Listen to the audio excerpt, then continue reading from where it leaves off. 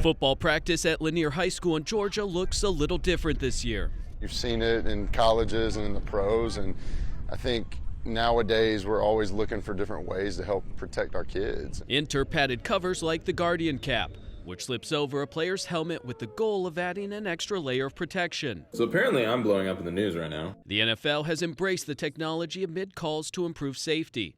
This season, for the first time, players are allowed to wear the caps during regular season games. The league began requiring them in 2022 for most players during certain practices. We saw a decrease in concussions of about 50% from the affected position groups. The NFL has not released the data behind its claims. Guardian Sports, which makes the Guardian Cap, points to its own testing, as well as years of use by college and professional players as proof the padded coverings reduce injuries, but with one caveat. We don't like to use concussion as a metric of what the Guardian Cap does or doesn't do. What we know that the Guardian Cap does is it reduces those non-concussive blows. Several groups of independent researchers recently tested Guardian Caps in the lab and on the field, and the results have been mixed. Some studies found small benefits in reducing impacts to the head and brain, but others showed no positive difference between players wearing caps and those who don't. There's no helmet right now. There's no helmet add-on that can eliminate concussion risk. And more work needs to be done on those repeated subconcussive blows or the lower velocity impacts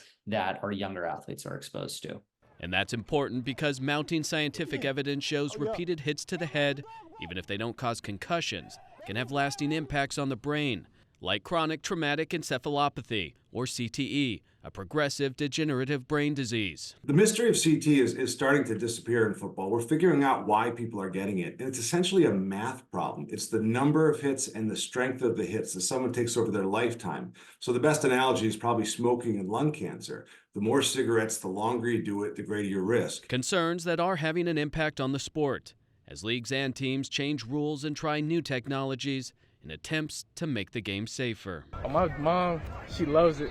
She even seen them. She's been talking about extra protection and safety since I was little. Football's changed a lot in the last 10, 15 years and how you practice and what happens because of all the safety concerns. I'm Michael Yoshida reporting.